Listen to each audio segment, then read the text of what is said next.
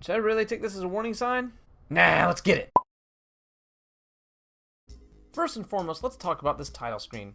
I mean, just look at it. It's so bland and uneventful. With opening the menu, we get, oh no, a level select right off the bat? That's never a good sign. Now let's open this up. There's only 10 levels? Or at least that we can see here. This could either be good or bad. Surprise! Nope, that's all you get. No after levels, no bonus levels, no hidden levels.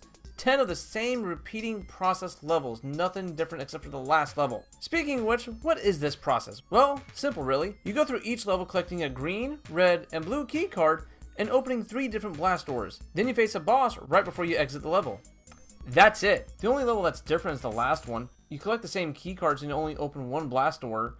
Then you have to do a Super Metroid knockoff self-destruct sequence and have to beat a timer. If done right, this game could have been something, especially with this genre. It has been done time and time again.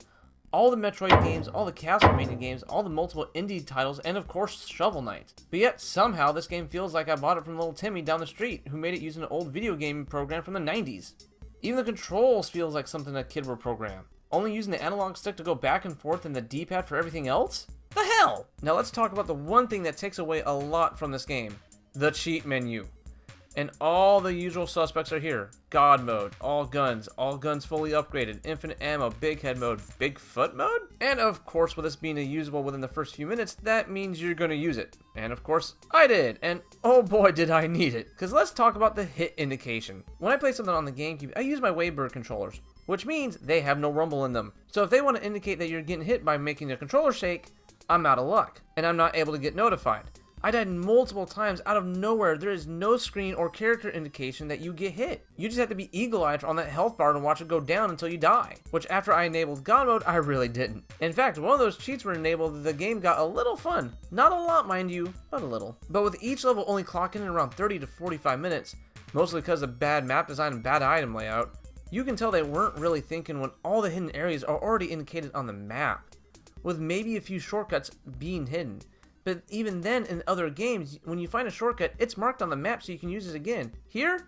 Nope. I can go on and on about this game. It's somewhat playable, but you have to use the cheat system. That's the only way to get some kind of enjoyment out of this game. And not to mention, with a good chunk of my footage being deleted when I switch computers, I can't really give you a good clock time. I can say this, my total playtime was less than 3 hours. The only reason why the game dragged out is the bad item layout, where you have to literally go from one corner to the map or to the other, just to find different key cards or to open other blast doors, with no other ways to shortcut or ways to make it go faster. It's just ways to pad out the game and make it seem longer than it actually is. As well as not to mention, there's only about 3 or 4 enemy designs in this whole game. Hell, when you look at the opening movie, they use one creature design that wasn't used in the final product. How is this possible? With this being said, the game gets a solid 1.5 out of 5. But let's wrap this up before I go into another rant.